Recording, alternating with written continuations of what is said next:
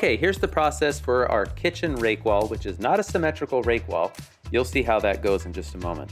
I like to tack the laid out bottom plate to the line. We figure out the height of our end studs, including heel stand, minus double top plates. That'll become apparent here in a moment. We check each other, and we make sure that that end stud is nice and square. We also measure and locate at each end of our rake wall where the rake starts. That's essentially equal to the plumb line on your bird's mouth on a rafter. Then we calculate the rafter length, and from that mark, we scribe an arc. Normally where the arcs would cross each other would perfectly locate the center of the ridge, but as you're gonna see, right where I'm standing is essentially the ridge line. In this case, that wall on the right interrupts our rake wall, and that's gonna become apparent in a little bit. Since we're snapping out the skeleton of the rake wall to the top and outsides of the wall plane, top of the roof plane, we then measure 3 1/8 and we snap the underside of the double top plate, since that's what all of our framing members are gonna get measured to. It also helps us to keep everything nice and straight, which is kind of the whole point, right? We're trying to save time building big walls, but we also want them to be nice and straight and flat. There we snapped out the ridge column because inevitably, even if it's a glue lamp column, we have to adjust it. It's not perfectly straight. So now it's time to get going. Remember, Kyle had already calculated the end studs to the short point. He also has calculated the top plates. So we're gonna frame that whole skeleton and then tack everything nice and straight. And that's why the end stud being square to the bottom plate is so essential. It's because after that, framing members just need to be parallel to that end, and they'll be perfectly square to the bottom plate, which of course means that they'll be dead plumb. That's the process in a nutshell. Now, you could pre-calculate all of this. I've done it. You could draw it on SketchUp. I've done it. It never works out as well as measuring in the field because none of our lumber is perfect. It's never perfect. And so what we've learned is generally we'll measure the middle stud on layout and we'll use the math plus and minus to go up and down the rake. So from that middle one, we'll calculate all of the studs longer and shorter. In this case, because we're giving Shane some practice, we went ahead and measured all of the framing members. Almost always the king studs on either side of the window are doubled for stiffness on that wall during lift. One thing to note on this house is we had the engineer redesign so that we're using single ply 1 3/4 by 9.5" LVLs as our headers. Now, if you've read Fine Home Building or the Journal of Light Construction for any period of time, you know that a structural header in a rake wall like this is unnecessary. But we've had the county come in and tell us to add one, and the engineer just rolls his eyes and we do it. So now we just leave it in place because it's one less thing for us to deal with at framing inspection. Once all the studs are in, king studs, trimmers, double top plates are finished, all of that good stuff, now it's time to start fire blocking and blocking for panel edges. So at our ceiling line, which is about 9'1", 109 1/8, we always use 4x6 blocking. So that's what Shane's doing right there. 4x6 blocking is not necessary for fire stop, but it really does keep the wall a lot stiffer as we lift it. The rest of it is all out of scrap 2x6, whatever's left over from all the rake wall cutting. Those are all installed on the flat. So you're facing the 5.5" edge. And then every 8 feet, we put another row of blocking. I'm gonna go into this in a future video with the installation details, but the structural panels here, it's Huber's Zip R6 panel. So it's the normal structural sheathing attached to 1 inch of R6 polyiso. Okay, so you can see the foam there with the panel bonded. So I just used a longer router bit with a flush cutting bearing. This is our old Makita router that we never use anymore, but we used it here because the 1/2 inch collet didn't fit in our cordless routers. Shane's at the end of like 200 feet of cord, so that motor was running pretty slow. Something worth mentioning is that as we installed that 4x6 blocking, every couple blocks we would double check to make sure that those studs are on layout, because there's nothing worse than a big wall where your panels don't break right on the studs. That's happened way too many times. We like to work together to get most of the sheets down, openings routed, etc., get things tacked. And then one person breaks off and starts nailing, the other person breaks off and just finishes up all those odd sizes. Kyle here is explaining to Greg how just the week before he had been in the porta potty and got stung in the worst place you can get stung by not one, but 2 bees. So with that in mind, I'm just gonna leave this kind of muted, at least as far as Kyle telling the story. And now that you know what they're talking about, you can just watch the body language.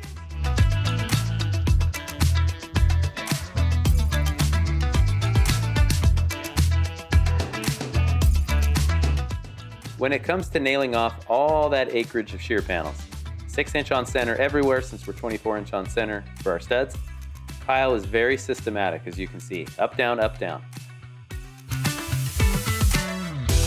Technically, In that, I mean, if it's the same pitch, then that's my diagonal, and I can just cut a piece, and then just fill it in. Yeah, that would be a plumb cut, but this would be A C. double plumb minus 90. Okay. So I'll go 30 inches. 30. 30. 30 inches. 30. Spoilers. The angle worked perfectly. And who doesn't love a River Song reference? While Kyle finishes up this particular area, Shane, you can see, is already blowing off the wall to make sure that there's no dust, and then he's taping all of those seams. That's part of Zip Systems. So check the description below if you don't know anything about that. Basically, the green panels have the weather-resistant barrier on it, and then we tape all the seams, increases air tightness, keeps the water out, all that good stuff. Kyle is just grabbing scrap, and this is really the beauty of the router, besides the fact that it's idiot-proof. And we need as many things to be idiot-proof on our job sites as possible. It makes it super easy to use up scrap. There's no measuring and cutting. You just grab the router and it follows the framing underneath. But you definitely want straight framing below because it's going to telegraph right through the sheathing. Of course, it's not good enough to just apply the tape. Make sure that you roll the tape, the acrylic adhesives in that bond with the panel. While Kyle and Shane were on the other side framing and sheeting that rake wall that you've been watching, you can see them in the back there, I've been framing this wall by myself because it's a small wall and even I can do it. All of our panel edges on our wall sheathing have to be blocked. So I grab all the 2x6 scrap and I cut it in place. Notice I leave the base plate loose and I use the front edge of the base plate to be square, or really technically parallel with the edge of the blocking. And then I just plunge. And you can see how easy that is. All those blocks fit just right because they fall in place. If they were too long, they wouldn't. That one might have been a little tight, but you get the point. So leave your speed square in your bag, leave your pencil in your bags, leave your tape measure in your bags, grab your scrap or long stock, however you want to do it, just line it up and cut it in place. This is very fast, and with a little bit of practice, it's every bit as accurate as if you actually did use all those other tools.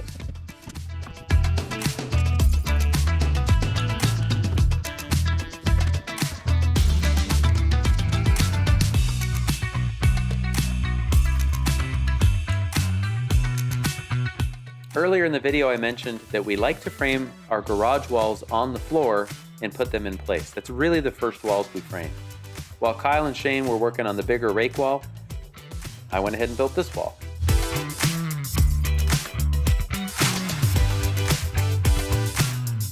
Whenever you move walls like this around the job site, go nice and slow. We know that we're not way over capacity. That's a very small, lightweight wall. My job as the operator is to keep the machine moving nice and slow so that it doesn't whip the wall around at the guys. Also keep it level because that is not a level job site. Watching out for traffic behind me and then sneaking things around. Notice Kyle's doing all the signaling. Shane is the extra pair of hands. Obviously, we've done this a few times.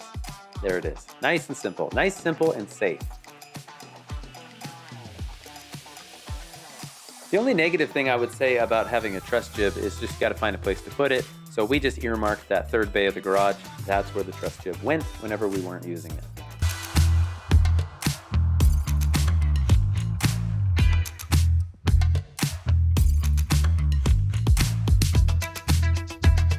One thing you should always do when you build your overhangs on the rake wall is use any kind of metal strap across that joint.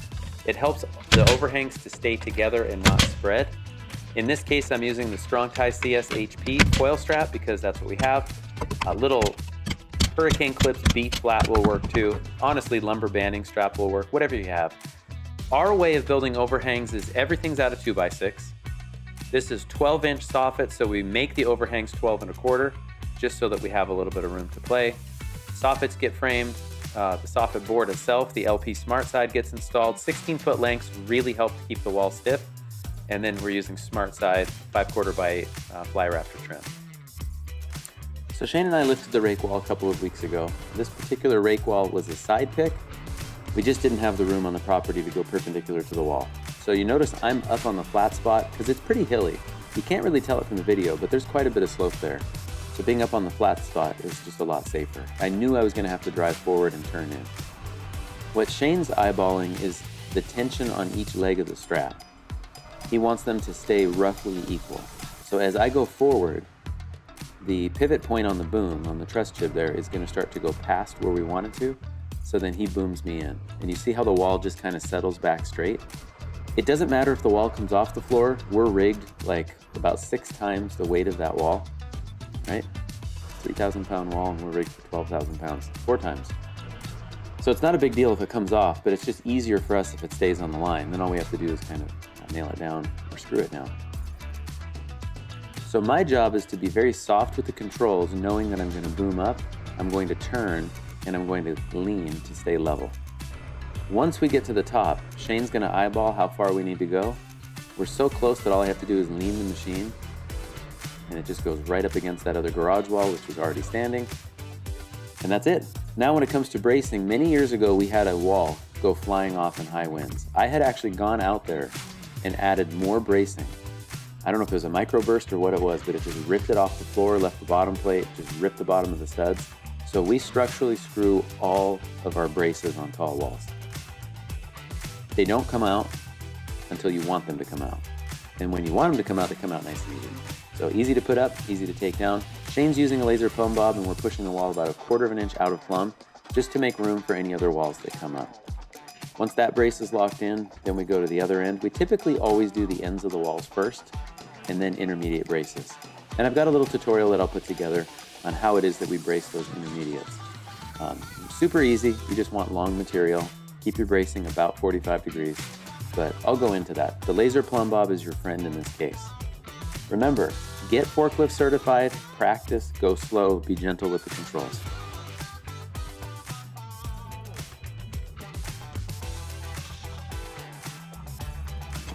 This is called the Qualcraft Big PV. You've probably seen them around. If you haven't, it's a great tool. They're pretty cheap online. I'll put the description below. Basically, it just gives you a little bit of leverage. In that case, I still had to use my hammer because that's a big, heavy wall. Pull it right to the line using leverage. Usually they pull a little bit easier, but one thing to note too is I'm not having to pull far. That wall stayed right on the line. Good operating Big T.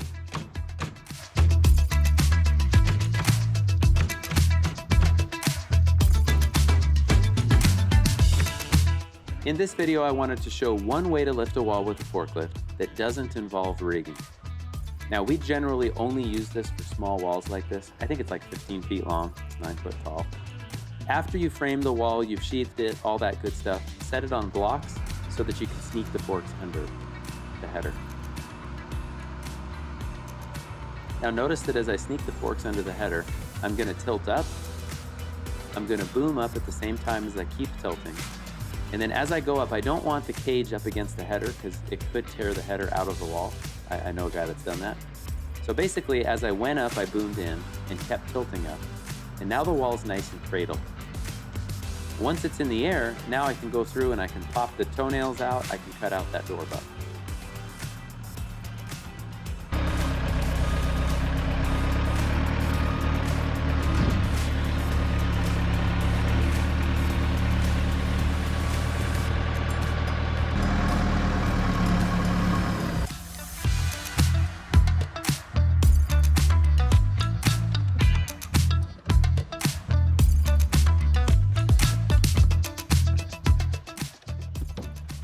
Something to keep in mind is just to always try to combine as many steps into the same step, just to keep life simple. So I know I'm gonna cut out that door buck at some point.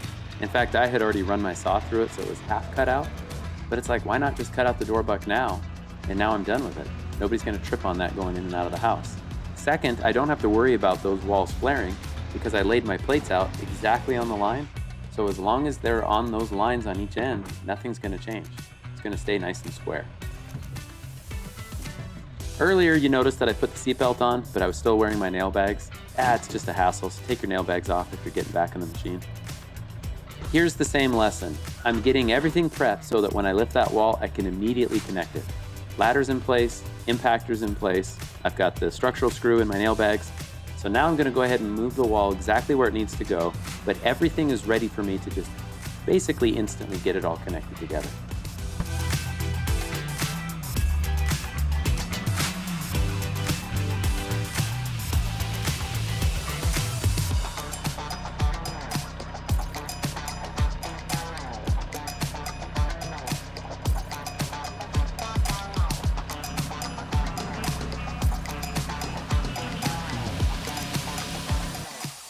I know I can easily slide the bottom, so I tend to lean the top in when it's touching, and then with that pressure I can always take the sledgehammer and beat the bottom over. In this case, once it rested up against that rake wall and I lowered it, it was nice and tight.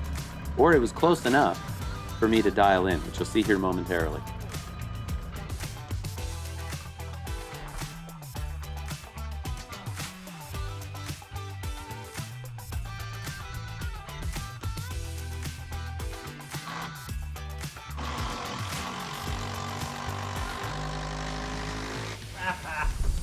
That's so awesome. So why did we build this garage wall last? Basically, it's so that we could push against the two garage walls. Well, push is the wrong word. We could rest it against and connect them. If we had done it first, it would just be there in no man's land, and then we'd have to put up braces and work around them. So if we drop the sidewalls in, we put this wall last, it's got something to connect to, it's nice and safe, and now we're done with the garage.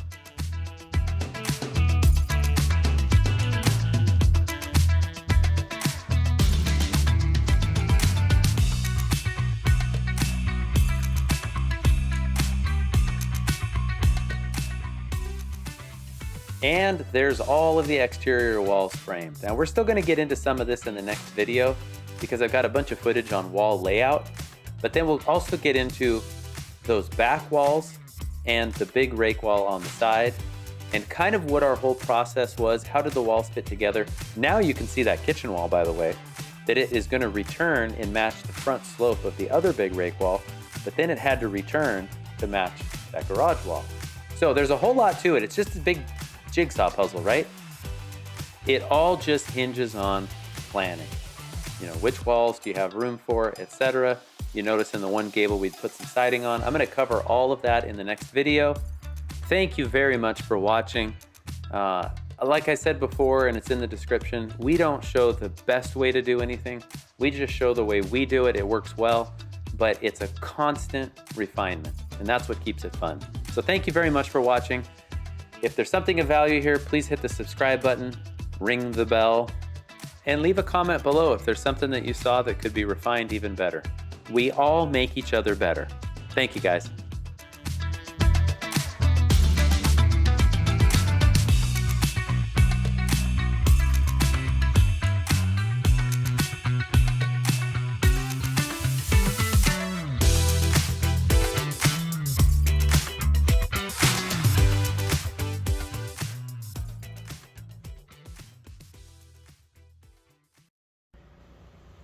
Hey, is there anything you guys would like to say to those in the rest of the country that are getting snow right now? Nobody cares. Man, look at that guy go. Hey Kyle, what do you think of Shane's abilities? What?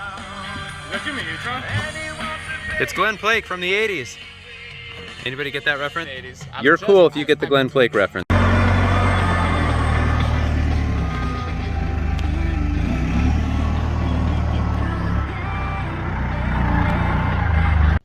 You ever look in the mirror and think, man, you're so cool? And then something happens that tells you you're not? Prefab for the win. That wing wall fits, but like an idiot, I read my 142.11 as a 140.11. So that wall is 2 inches off. Man. Okay, so you're gonna carry two? Yeah. Okay. I'm gonna demonstrate how much lighter zip R is than regular zip.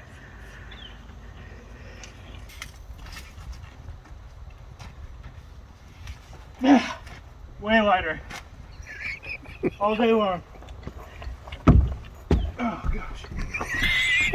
I'm sorry. I did not want to break.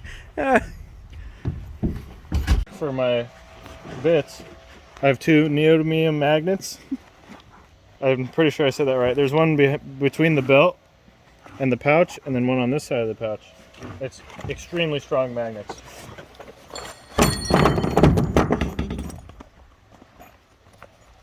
Still there. Still bits in there.